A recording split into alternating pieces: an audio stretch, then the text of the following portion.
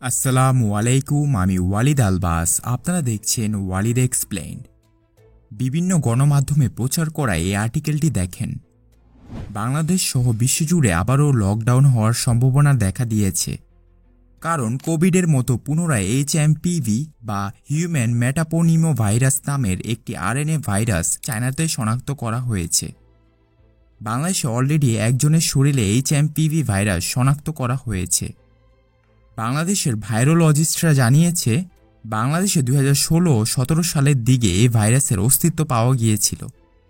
চীনের ঊর্ধ্বতন কর্মকর্তাদের থেকে জানা গেছে 14 বছর ও তার কম বয়সীদের মধ্যে এই ভাইরাসের সংক্রমণ বেশি। সম্প্রতি ভারতেও এই ভাইরাসে আক্রান্ত রোগীর সন্ধান পাওয়ার খবর পাওয়া যাচ্ছে। এতে সারা বিশ্বের মানুষের মধ্যে আবারও নতুন করে উদ্বেগ দেখা দিয়েছে। এখন প্রশ্ন হলো, এইচএমপিভি কি নতুন কোনো ভাইরাস? আসুন আগে এর ইতিহাস সম্পর্কে জানি। যুক্তরাষ্ট্রের centre for diseases control and prevention বা সিডিসি বলেছে 2001 সালে প্রথম এই ভাইরাস শনাক্ত করা হয়। কিন্তু বিশেষজ্ঞরা বলছেন হয়তো আরও অনেক যুগ আগে থেকেই পৃথিবীতে এই ভাইরাসের অস্তিত্ব ছিল। স্বাস্থ্য বিশেষজ্ঞরা বলছেন এখনই ঘাবড়ানোর কিছু নেই, কেননা চীনের সরকার বা বিশ্ব স্বাস্থ্য সংস্থা WHO কেউই এখনও আনুষ্ঠানিক সতর্কতা জারি করেনি। এই ভাইরাস ভয়াবহ আকার ধারণ করবে কিনা সে বিষয়েও বিশেষজ্ঞরা কোনো সতর্কবার্তা দেননি।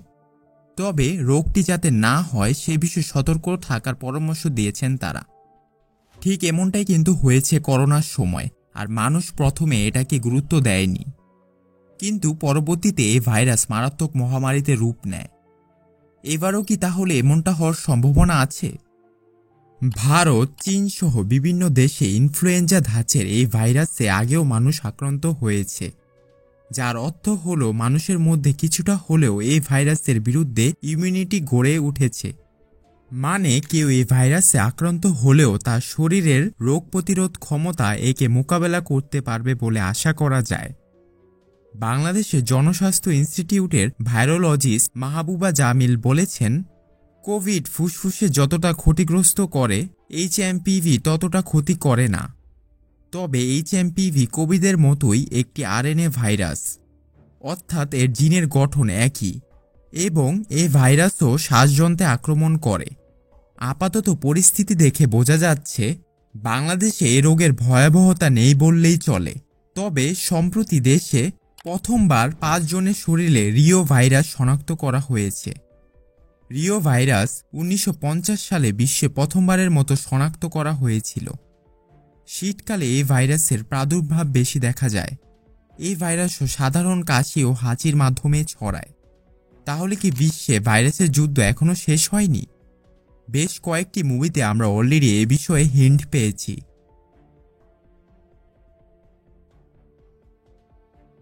আপনারা অলরেডি জানেন ভ্যাকসিন দিয়ে মানুষের ডিএনএ ম্যানিপুলেট করা সম্ভব, কিন্তু কিভাবে? এটার ভিতরে এমন কিছু উপাদান দেওয়া থাকবে যা মানুষের বডিতে ইনজেক্ট করার পর থেকে মানুষের ভেতরে একটা প্রতিক্রিয়া বা পরিবর্তন লক্ষ্য করা যাবে। অলরেডি করোনার টিকা দেওয়ার পর থেকে মানুষের শরীরে নানা ধরনের অ্যালার্জি দেখা দিচ্ছে। অনেকের তো আবার রোগ প্রতিরোধ ক্ষমতাও কমে গিয়েছে। এখন অনেকেই ভাবতে পারেন এটা কিভাবে সম্ভব।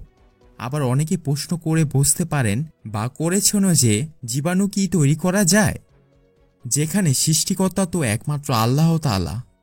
আসলে ওরা জীবাণু তৈরি করে না, বরং তারা প্রকৃতিতে প্রাপ্য ভাইরাসগুলোকে মডিফাই করে। আর এটা করা তেমন কঠিন কিছু না। একে বলে বায়োলজিক্যাল ওয়ারফেয়ার বা জীবাণু যুদ্ধ। এই ধরনের জীবাণু সম্পূর্ণভাবে ল্যাবরেটরিতে তৈরি করা যায়। তার মানে এই না যে তারা সৃষ্টি করে, বরং তারা এগুলো প্রকৃতি থেকে সংগ্রহ করে, এবং তা হতে পারে কোনো প্রাণী বা জায়গা থেকে।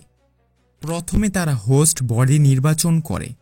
এই হোস্ট হতে পারে টোবাকো মোজাক ভাইরাস বা টিএমবির মতো নিরীহ ভাইরাস, আবার হতে পারে ইবোলার মতো প্রাণঘাতী ভাইরাস।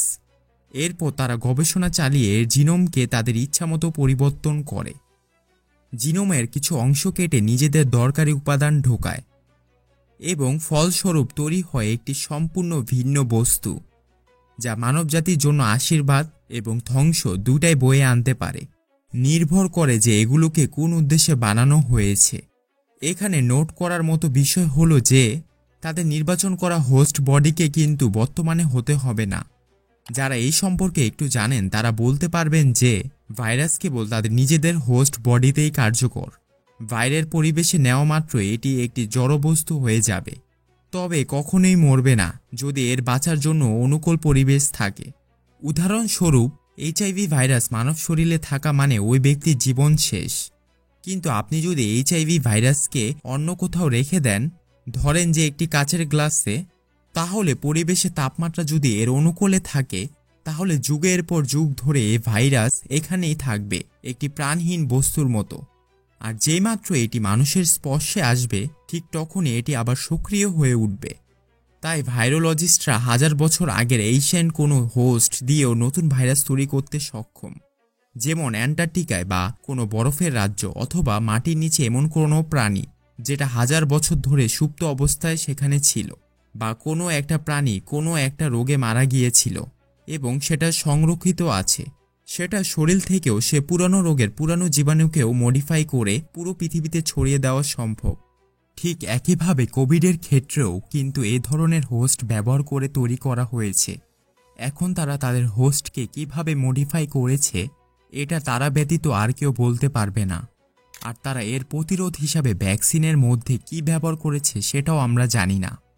এই ভ্যাকসিনে এমন উপাদানও থাকতে পারে যা আমাদের যৌন সক্ষমতা বা মেয়েদের গর্ভধারণ সক্ষমতাকে নষ্ট করে দিতে পারে, যাতে জনসংখ্যা নিয়ন্ত্রণ করা যায়। এছাড়া কোনো একটি দেশকে যুদ্ধ ছাড়া এই বায়োলজিক্যাল অস্ত্র দিয়ে নিমিষেই ধ্বংস করা সম্ভব। তাতে ক্ষতি কি?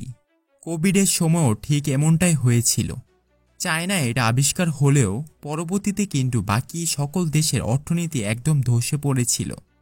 তবে অবাক করার বিষয় হলো একমাত্র চায়নার অর্থনীতি স্টেবল ছিল, আর ঠিক এর পরপরই চীন বিশ্বের সবচেয়ে শক্তিশালী অর্থনীতি হয়ে যায়। অনেক তথ্য ও ভিডিও আছে যা আমি এখানে দেখাতে পারবো না। এমনও হতে পারে এই ভিডিওটাও ইউটিউব ডিলিট করে দিতে পারে, তাই ভিডিওটা আপনার বন্ধুবান্ধবকে বেশি বেশি শেয়ার করে দিন, যাতে তারাও এই বিষয়ে সতর্ক থাকতে পারে।